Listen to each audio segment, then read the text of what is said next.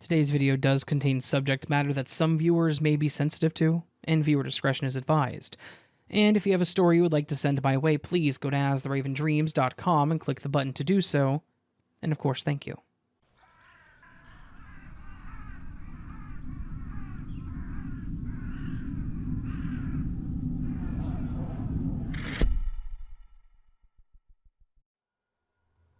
Back when I was younger, I used to be kind of stupid, specifically when it came to talking to people online. This happened back when I was around 14. I'm 28 now, so that would have been back in 2008. I had some issues with myself at the time. I was overweight and struggling with it. I didn't have many real friends, and I didn't really feel like my parents cared about me back then, being the youngest of 4 kids. I know that may sound like a pity story, but it's where my mind was at the time.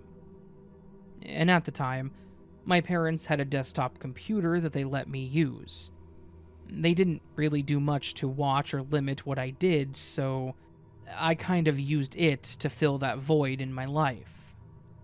There was a certain website that I used to visit that had an entire section for local chat rooms, and it was typically full of people that were younger, or at least claimed to be younger. I loved chatting in the local rooms because the people there were really nice, and it was almost as if I had a group of friends that lived near me, even though they were only as local as the same state. The site had a whole bio system where you could put information about yourself. I had put that I was 18 and that my name was Cheryl, which it is. For the most part, everyone was pretty chill when we spoke, and a few of them were really friendly with me as we spoke about what we liked to do. One day, I went into the chat rooms and did my normal chat introductions as I always did.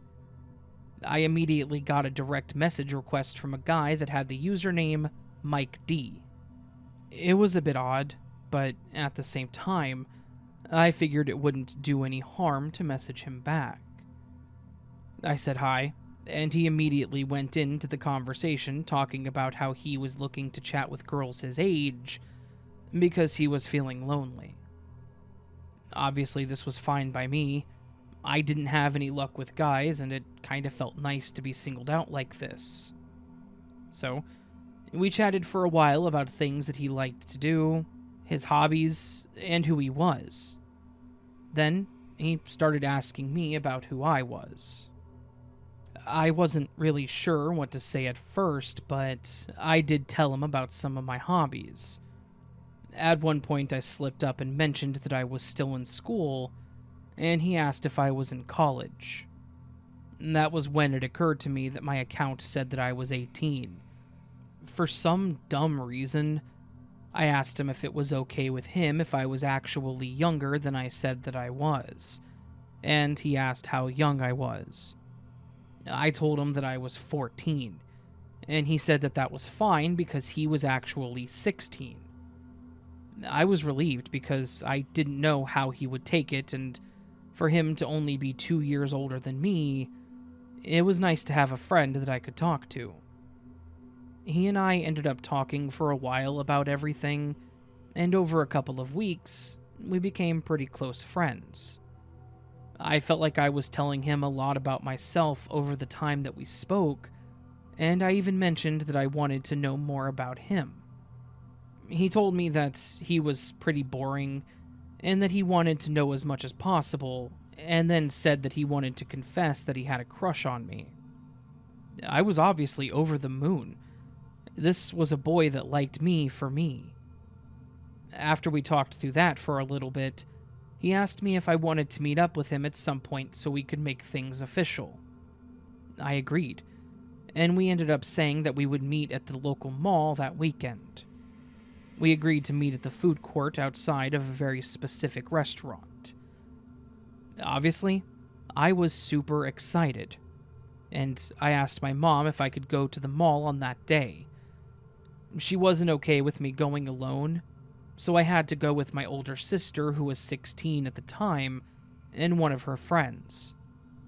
I was totally okay with this, because I was going to meet this guy that liked me for me, and I was so happy about that. On the day of, when we got to the mall, I actually told my sister that I was supposed to be meeting a boy there, and she was excited for me. We got to the food court at the time that was promised, and, well, let's just say that I was nothing shy of disgusted and disappointed. At the table that we agreed to was a man, but it was not a 16-year-old boy. He was a much older and much more overweight man that was very clearly looking around for somebody. When I saw the man, I knew what had happened. This creep was pretending to be a teenage boy to pick up teenage girls and do God knows what with them. I managed to tell my sister that I thought that the creep at the table was the person that asked to meet me, and she kind of laughed at me. She asked me his name, and then said that she would go find out. She went over to the table and audibly asked if his name was Mike. He excitedly looked at her and asked if she was Cheryl, and she said no, but then said that he was a creep and that he shouldn't be trying to meet up with young girls on the internet, and that the girl that he was trying to get alone at the mall was a minor. She said this incredibly loud, basically shouting it at him, which my guess was that this was to try to expose him and make sure he didn't try anything. After shouting at him like that, he stood up and started walking away as quickly as he could. The whole time, my sister was shouting at him and calling him a perv and a creep. After that was all over, she walked back over to me and basically gave me a lecture about how I shouldn't speak to people on the internet because things like this were going to happen. Obviously, I was very upset with the whole thing, but also thankful that she was with me, as she was most likely the reason that nothing bad happened. Her being willing to make a scene like that was enough to scare him off, but my mind always wanders to the possibilities. What was he planning to do if we had met alone? What was his long-term goal with all this? My guess, he was considering kidnapping me when we met, which scares the hell out of me. Of course, my sister told me that we needed to talk to my parents about all this when we got home, and they weren't exactly happy with me. I was banned from using the computer after that for a couple of years, which was probably for the best. It was a lesson learned. Don't trust random people on the internet. Use your best judgment when it comes to things like this. And if you're an adult, meeting with another adult, never go alone.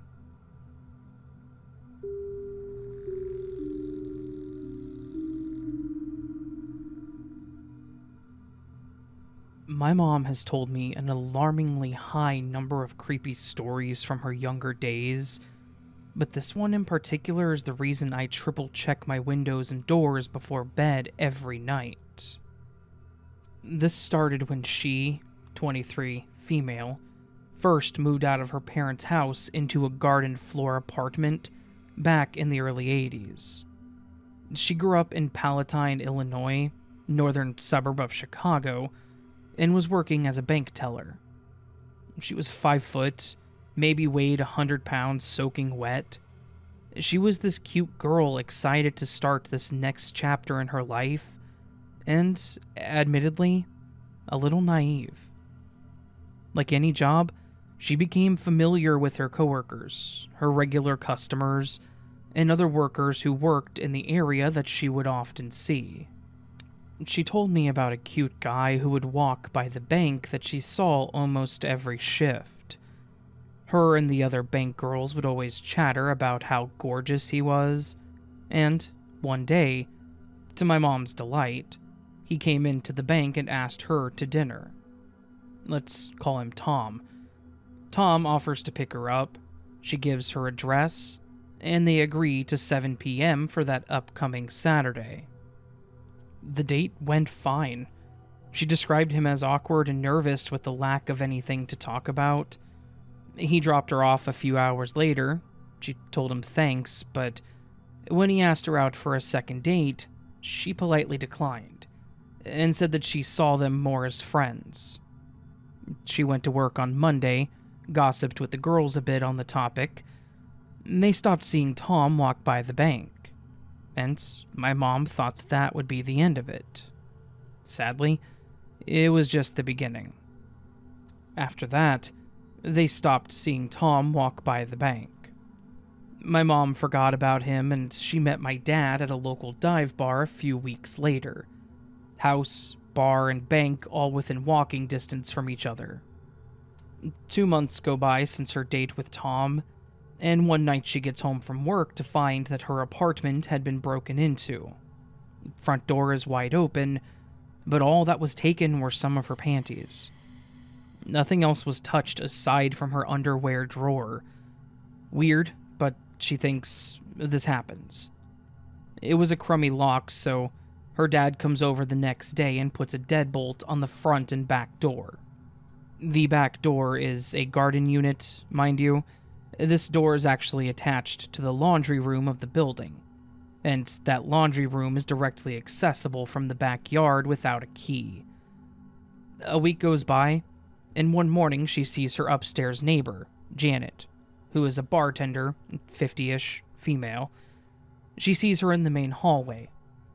Janet tells my mom that the night before, when she came home from work, she saw a man at my mom's front door messing with the handle. Janet heard the fumbling and actually had my mom's spare key, which was the only reason she even walked down the stairs to the garden area, was because she thought my mom may have been locked out. Obviously, this wasn't the case. She asked the man what he was doing, and he just ran up the stairs and darted out of the building. Mom, luckily, slept at my dad's that night. Nothing happened for another month. My mom tells me stories of how that month she always had a gut feeling that someone was watching her, but she never saw anything, so she chalked it up to her being paranoid, given what had happened. Then, one stormy Friday night, my mom went to bed early because she had the morning shift at the bank. Lights were out by 10 p.m., and her fan was on full blast. She fell asleep right away. She wakes up around 2 a.m. to the faint sound of drilling. She thought it was odd, but it only lasted a couple of minutes, so she'd shrugged it off, thinking maybe the neighbor was making a late-night snack. She tries falling back asleep, but all of a sudden her fan turns off, and she realizes the power is out. She gets out of bed and sees that the houses across the street still all had their porch lights on. Odd that only her building was out. She's now getting really bad vibes, and is standing in her living room where both the front and back door are, standing in the complete dark. She starts hearing banging coming from the shared laundry room area.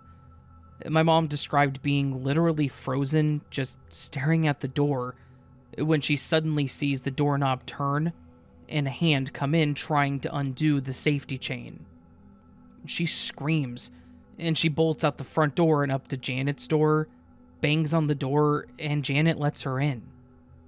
My mom was hysterical, and Janet was comforting her while her husband, Ray, goes to check everything out and ask a neighbor to call the police since they didn't have the power to do so.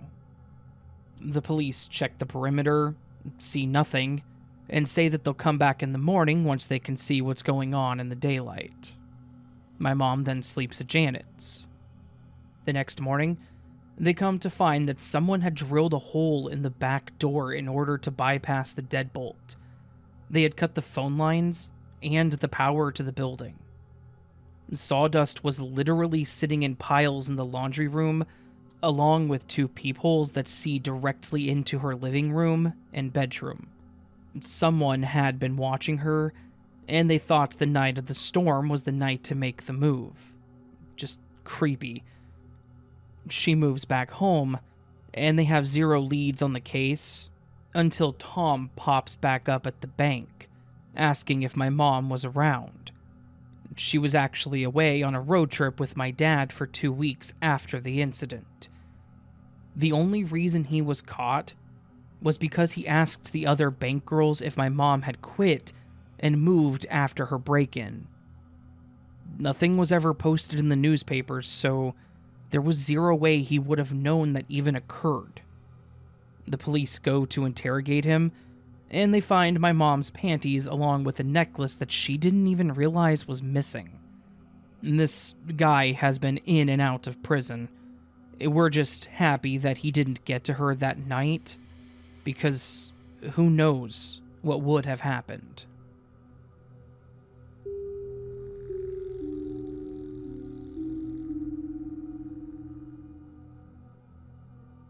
I have a story about an ex of mine that turned out to be a genuine creep and caused a lot of problems for me and my family. Some obviously needed context. I'm currently in my late 20s, but when this happened, I was 18, and my ex, who we're going to refer to as Shane, was 20. He and I met because he worked at a local Starbucks, and because he was working there and I had gone there a few times. We'd spoken several times, and after a while, he ended up asking me for my number. From there, we went on a few dates, and I thought that we had a good thing going for about 4 months.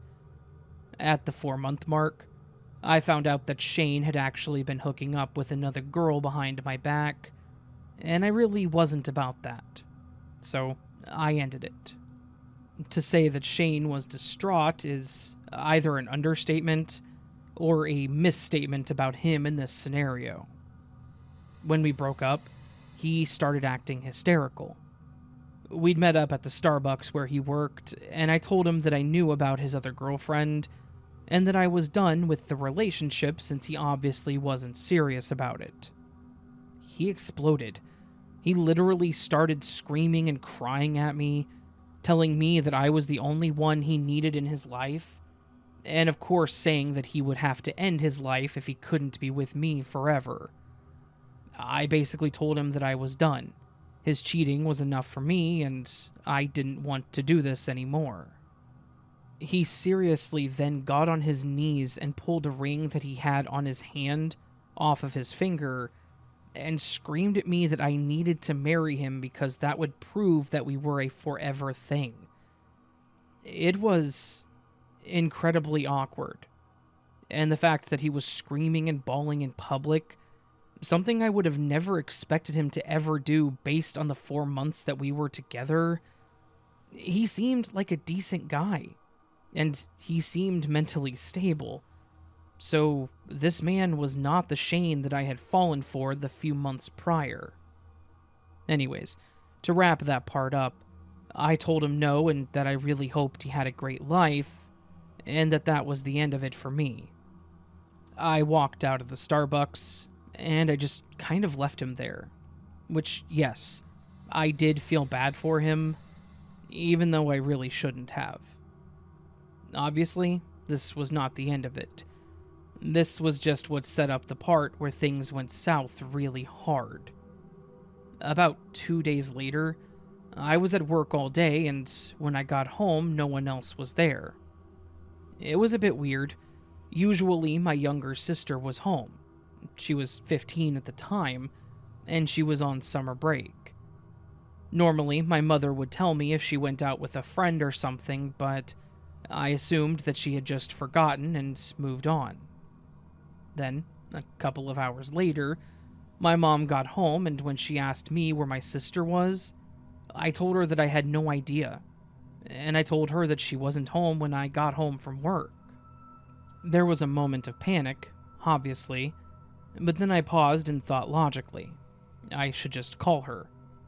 I pulled out my cell phone and pushed the button to dial her number, and she answers. I immediately asked her where she was, and what she said made my blood run cold. She told me that Shane had showed up in the middle of the day looking for me, and when she told him that I wasn't home, he asked if she wanted to go to the mall. She was with my ex at the mall. This 20-year-old guy had showed up and more or less kidnapped my 15-year-old sister. Yes, I'm using kidnapped in a loose way, but that's pretty much what it was. A 20-year-old man has no business talking to a 15-year-old girl that he is not family with, much less taking her away from her home and going anywhere with her. He had more or less violated the trust that she had in him, because she knew that he and I were dating, and we had only broken up a couple of days before this, so it wasn't like I was telling everyone that we weren't together anymore. I asked her to put him on the phone, and she did. I laid into him right away about how he needed to get her home immediately, and how messed up it was that he would take her anywhere at all. He seriously laughed at me when I said this. He then told me that he wanted me to know how serious he was about us, and that he wanted to spend time with my family. I asked him where they were, and told him that I would come to get her right then, and that if he left or did anything, I would be showing up with the cops. At this point, I was screaming at him, and I was seriously holding back tears. He told me that they were just up the street at the Dairy Queen having ice cream, and that they weren't going to go anywhere. I don't think I have ever driven that fast in my entire life, and I'm glad that there weren't any speed traps in the few blocks between my house and there. I pulled up, and they were standing outside. I practically jumped out of the car and shouted at my sister to get in the car right then. She was pretty clearly confused, but she did what I asked. I went up to Shane, and I was so very close to hitting him, but I ended up just telling him that if he ever tried anything like this again, they wouldn't have anything left to bury. He seriously ignored what I said. He then got down on his knee and pulled a ring out, asking me to marry him. Again. I slapped him hard, and I told him to screw himself. Then I got back in my car and took off. I then had to have a very awkward conversation with my sister as to why I rejected his proposal and why I smacked him. And I had to tell her that he had kidnapped her, and that Shane and I broke up a few days ago. I'm pretty sure that I soured her day tremendously because, while I was explaining it, she went pale. I'm thankful that he hadn't done anything to her, but the fact that he had gone this far scared the living hell out of me. I should have told her that we had broken up, but I'd been working and we hadn't really spoken too much about anything these past couple days. Maybe I should have called the cops about this, but the other part of my brain was telling me that he didn't technically do anything illegal. She went willingly. She knew who he was, and he didn't coerce or forcibly take her. I, of course, explained this all to my mom and dad, and let me tell you that my dad was ready to follow through on the threat that I had made to Shane. I haven't seen Shane since this all happened, and I'm hopeful that he never did anything like this with anybody else.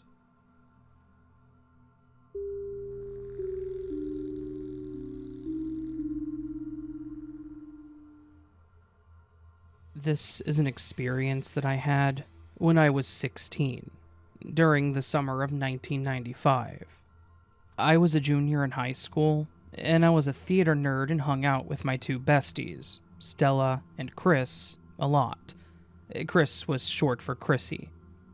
At night, we usually picked up a few friends, bought beer and smokes at the local liquor store with one of our fake IDs, and then headed up to the reservoir or a local park to enjoy our illicitly obtained goods. This particular Friday night, I was driving my dad's 1976 Mercedes 450 SL. I was buying it from him with payments over time. It was in decent shape and it ran strong, but it was 19 years old, so it had a few minor issues. One was that the passenger side door could only be rarely locked automatically using the lock from the driver's side. Relevant later. I picked up Stella, Chrissy, and Ted around 8 p.m. We were feeling good and extra happy because it was Friday. Ted had to sit in the front seat because he was 6'1", and the back seat would barely allow two small people, Stella and Chris, to sit there. We drove to our favorite liquor store, just down the road from the reservoir, and Ted and Stella got out to get ciggies and beer while Chris and I stayed in the car chatting. About a minute after our friends walked into the liquor store, an old Chevy van pulled up right behind me, blocking me in. At first I thought it was just a drunk townie being dumb. Then, a thin, pale woman with shoulder-length brown hair came around to my passenger side window and tried to start up a conversation with me and Chris. The woman's eyes were dilated, and she said something about how she and her friends were amateur movie makers, and she was looking to cast us in their next gig. Chris and I exchanged a look, and we were both on the same page of, what the hell is this woman talking about? I had a bad feeling and a very strong sense that this woman was going to try to get in my car. So, I subtly started hitting the lock button, hoping that it would take. The woman was just babbling at this point, and she put her hand on my passenger's side door handle, but literally the second before she tried opening the door, my sweet little Mercedes freaking finally obeyed my frantic tapping, and locked the door with a loud click. The woman looked confused for a second. She tried the handle again, but my car was locked. Now, I was scared, and pissed. I knew the curb weight of a 76 450 SL was about 4K. The Chevy van behind me may have been blocking me, and had a curb weight up on me, but he was top-heavy. I'd bet that I could do a lot of damage to it if I slammed into it with my foot on the floor, especially if I did so repeatedly. So, I very loudly said, "Lady, take your hands off my effing car. Step the hell away. You go tell your friends they need to move their van now because I'm going to floor it in reverse and tear into your crap van like it's a piece of tinfoil." I turned my key, and I revved my engine. It purred like the sweet little gas-sucking powerhouse it was, and my car swayed back and forth with each rev. I was not bluffing, and I think the woman saw it. The woman's eyes got wide, and she ran back to the van screaming, Go, move!" As she was running back to the van, I saw a thin dude with long stringy hair running out of the liquor store towards the van too.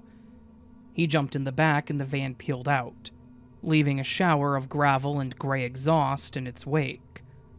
About 10 seconds later, my friends Ted and Stella came walking out of the liquor store. My adrenaline was super flowing and I was relieved to see them. Chris and I told them what happened, and they shared their experience. They said the guy who went into the liquor store had just walked up past them and started rambling about some random weird Jesus and Bible stuff to the clerk. He also said something to my friends about them looking open-minded, and gave Stella major creeps when he looked her over. The guy at the counter had just listened for a few minutes, while my friends waited patiently to buy smokes. Then, the guy heard the revving and screaming and bolted out the door. The clerk asked my friend if the man was with them, and they said heck no. He said he thought they were all together, or he would have told the guy to leave because he sounded crazy. So, my friends bought the beer and smokes and walked out. We all thought that was pretty weird. To this day, I am so grateful that my door locked. Whatever that woman and her friends wanted, it wasn't good.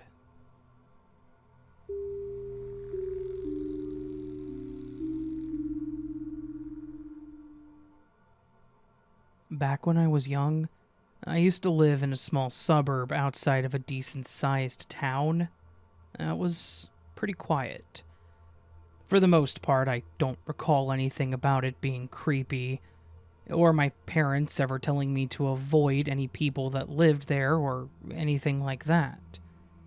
They taught me all about stranger danger and such, but very rarely did I ever feel uncomfortable about the people that we were around. The event that this story is about was probably the only time anything ever happened that made me scared of people, and that's probably why it's so burned into my brain. At the time this happened, I was around 10 years old. The walk from my house to the school took me somewhere between 20 and 30 minutes every morning, but it was a fairly straight shot. I would take my road to the end, go left, and then take the road the rest of the way to the actual school. Like I mentioned, the suburb was incredibly quiet, so my parents never really had a problem with me walking, and along the way I would typically run into a friend or two, and we would just walk the rest of the way. On this particular morning, for whatever reason, there didn't seem to be anyone else out on my morning route, which was unfortunate, but not something that was incredibly unusual. I was about 10 minutes into my walk when I noticed a truck that had been pulling up behind me slowly. At first I thought it might have been our neighbor, because it was the same kind of truck that they drove, so I turned to wave hello and be polite. But when I looked, it wasn't him. I had no earthly idea who this guy was. As soon as I realized it wasn't my neighbor, I took a slight step back, but then the guy leaned over to the passenger side and started talking to me. I remember he asked me if I had seen a dog running around that street. I responded and told him that I hadn't. He then asked me if I was sure, and he was really pushy and adamant that the dog was around there. I once again told him that I hadn't seen any dogs on my walk at all. He then reached his hand over and pushed the door open and smiled. Then he asked me if I would come and help him find his dog. I told him that I had to go to school and that I was sorry. I wasn't really sorry. There were definitely alarm bells going off in my head at this point, even being 10. I then said that I had to go and told him good luck on finding his dog. As soon as I said this and turned to keep walking, the man pulled up more to match my pace and looked over at me with a much angrier look and then said, "I need your help finding him, please. He's my best friend, and I really need to find him. I really think that you could help me find him. Please, Michael, get in the truck and I'll take you to school afterwards." At this point, I was really confused because I had no idea who this guy was, but he somehow knew my name. It could have been a guess, sure, but it was a lucky guess if so. Part of me actually thought about getting in the car because he knew my name, but thankfully, I paused and thought about it for an extra second, and I think my instincts were telling me the truth about the situation. Basically, my brain was saying, do not get in that truck. I just told him again that I needed to get to school and that I hoped he found his dog. And as soon as I said that, I started running towards the school. I heard him yell something aggressive toward me, but I kept going. After a few moments, I got to school, and when I got in, I was pretty clearly out of breath, having run most of the way. One of the teachers asked me if I was okay, and I ended up telling her about the guy in the truck. But she basically told me that I probably misunderstood the situation, and that it wasn't that big of a deal. And after that, I kind of forgot about it, mostly because I was a kid and had to deal with class, so it wasn't really on my mind for most of the day. When school got out, and I went to walk home, I noticed that the truck from that morning was parked in the lot out front. As soon as I saw it, I immediately went back into the school and asked the office if I could call my parents, because I needed to ask them to come get me. At first, she didn't seem like she wanted to let me, but then I started talking about feeling sick. I told her that I thought I was going to throw up, and she pretty quickly changed her tune. I ended up calling my mom and asked her if she could come pick me up. She ended up coming to get me, and on the way home, she asked if I was okay, because this was very unlike me. I ended up explaining the whole situation to her. I told her about what happened that morning with the truck, that the man kept telling me he needed my help, and that he knew my name. I will always remember the look on my mom's face when I told her about this. She mentioned that I did the right thing by not trusting the man, and she told me that no adult would ever ask a child for help like that. They would always ask another adult, and that this man probably had bad intentions. She also told me that she was upset that I didn't call her when I got to the school to tell her, and I mentioned that I had told the lady at the school, but she just told me that I had misunderstood the situation.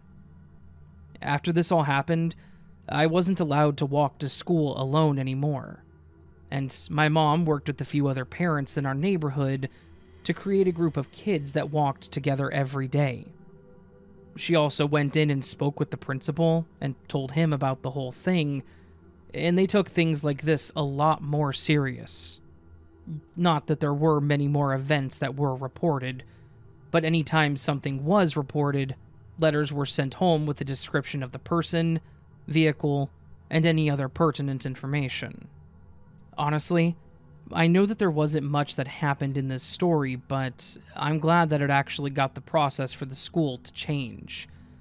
And I was pretty proud when my mom told me that I did the right thing. I don't recall ever seeing that truck again, nor that man, and I kept an eye out for it every morning that we all walked to school. This might not be scary to other people, but to me, like I said, it was terrifying. And I think a good lesson to take from this for everyone out there: make sure your kids know what is and isn't normal for an adult to do when speaking to them, and always be on alert when they're out in public, especially when they're alone.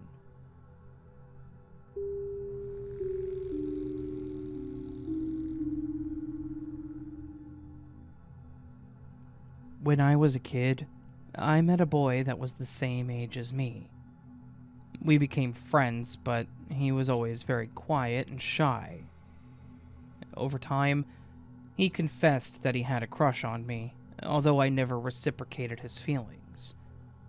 I was never interested in boys my age because they were so immature and childish, and he was a great example of a guy who didn't have maturity and control of his actions. When I said that I didn't feel the same way about him, he accused me of deluding him. I used to be nice and kind to him, so he thought that I was in love with him, which was obviously wrong. After that time, we drifted apart for years. We had recently started talking again. I was 18 and he was 19. I'd been going through hard times for a few months, and I needed a friend. And that's when I decided to give our friendship another chance, hoping he would be more mature and capable to keep a friendship without taking it to the romantic side. He delivered a huge bouquet of roses and flowers to my house with an anonymous note.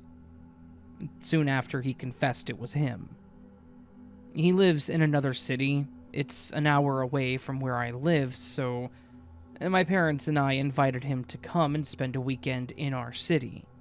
Maybe get out of the house and have some company with me, and it would be good. After all, I'm an only child and I constantly do feel alone, and since I moved to this new city, it's been difficult for me to meet other people. In the end, we decided that he would stay at our house, but from the day he arrived, he started acting strange. He was no longer the same boy that I knew years ago. He had changed a lot. At times, he would start talking to himself. He would whisper softly and laugh. I would try to talk to him about some topic, and he would just say, "What does it matter?" in a mocking tone, as if he was making fun of me. He would constantly push or slap me for no reason. There was this moment when I was drinking a glass of juice, and he just slapped me on the head. He almost made me choke on the juice. I was getting annoyed. Sometimes he would just try to touch me and caress me, and I would walk away. He would notice my discomfort and get angry. Before you ask, my parents were with us the entire time, and they were as uncomfortable with him as I was. But he was far from his house, so we would have to wait until the next day to be able to take him to his house. We all sat on the couch watching a movie. The main character was a woman, and I was forced to hear him talking the whole movie about how women were useless, stupid, how they deserved to die. Obviously, these comments bothered everyone present there, and he didn't stop. He kept talking about his sense of who should live and who should die. He constantly treated my mother with disrespect, and it made me very angry, to the point where I just started to ignore his presence. When he realized my contempt for him, he would start his self-pity and say that the whole world hated him, and people treated him badly for nothing. At night, he went to sleep in my room with the door closed, and I went to sleep with my mother in the other room. My father works night shifts as a doorman for a company, so my mother and I were alone with that boy. My mother and I talked for a few minutes about his aggressive behavior and how much he had changed. What was once a quiet and polite boy was now a completely different person. Then, she confessed that she was scared and that she feared for our safety. I ended up falling asleep because I was very tired, but my mother was awake most of the night, just lying down and trying to sleep. The events that took place that night were only told to me days later, and soon you'll understand why. My mother told me that night, she saw him standing at our door looking in my direction, and that as soon as she made a slight movement, he pulled away and quickly left. She was startled and paralyzed. The next morning, we took him to his house, and he constantly sent me messages disturbing me and my mother. Just a few days after that, my mom decided to tell me what she saw. I've been considering the possibility that he may have some psychological disorder, or he's just a big obsessive a-hole. I ended up deleting him from all of my social media, and I decided to get away from him for good.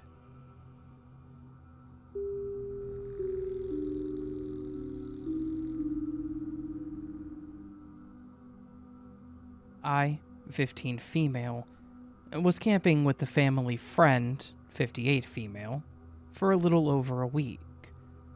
One day we ran out of clean clothes, so we went driving to look for a laundromat. We couldn't find it, so I ended up having to get out of the truck and ask someone for directions. This is where I made the mistake of asking Toby.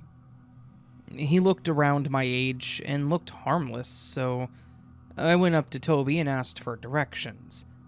He happily pointed out where it was, and I thanked him and made my way back towards the truck. But it felt like he was staring at me. As I was stepping into the truck, he was standing and facing towards me, just staring. So, as a teenage girl, I'm obviously a little creeped out by him, but I gave him a smile and a wave as we drove off. Fast forward to the laundromat, I got bored while me and the family friend were waiting on the clothes, so I decided to walk around. While I walked, I passed by Toby and his two little brothers who were running around. I decided to walk back to the laundromat to check on the clothes, and while walking back, I passed around 4 to 6 recycling bins. This is important. I get back and the clothes still have around 10 minutes left, so I sit outside waiting. I was enjoying the peace until Toby approached me out of nowhere with a pop can. He asked if there were any recycling bins around, acting like he didn't just walk by 5 of them. I offered to take it and throw it away for him, which he allowed. I thought that would be it, but he just continued talking to me, trying to keep conversation. Keep in mind I'm 5'9" and he's 6'2", so I can't easily tell him off without being scared.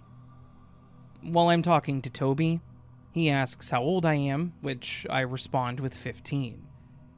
His eyes went wide and he looked me up and down in disbelief, which is when I asked him for his age. He said that he was 18, turning 19, but still proceeded on talking to me, saying how I looked 18 at least, which I really don't, and then saying how I was so mature. I just nodded my head, hoping he would go away and take a hint, but no. And finally, the clothes were done and I began heading back into the truck before he yells at me for my Snapchat. Now, in that moment, I was still oblivious to his creepiness, so I gave it to him, and we shook hands. I get back to the camper at around 10 p.m. and he adds me, which is when I accepted. The first thing he told me to do, yes, told me, not asked, was turn on my location. Which, hell no. I made up some BS excuse, and he then wanted to try to convince me to go out with him alone somewhere. Like I was about to do that. I ended up blocking him, and that was that.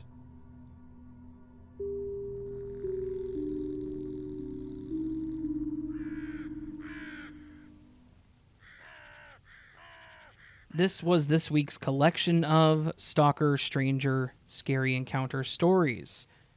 A collection of stories where people are the horror that is faced. And let's definitely face it, these are terrifying. Mostly because they're all very real, they're all very possible, and as much as we would like to believe things like this don't happen, we know that they do. So, definitely a terrifying collection of stories, and as I've always said, if these stories have any educational value to them, then they've done their job. So, thank you to everyone who let me use their stories and submitted their stories to me. Thank you to everyone who listened to this far. If you did, please do hit that thumbs up button, letting me know that you enjoyed the video. You can also subscribe to the channel if you're new by hitting the subscribe button. And if you really enjoyed the video or have something to say, please consider leaving me a comment. I would be forever grateful if you did. Yeah. All that said, friends, I do hope you all have a beautiful, beautiful day. And I, of course, hope that I do see you on the next video, but until that day comes, remember you are loved, you are valid, you are important. You should never let anyone tell you otherwise. Tyler, please stop meowing. Anyways, I will see you again on the next video, friends, and until then, sleep well.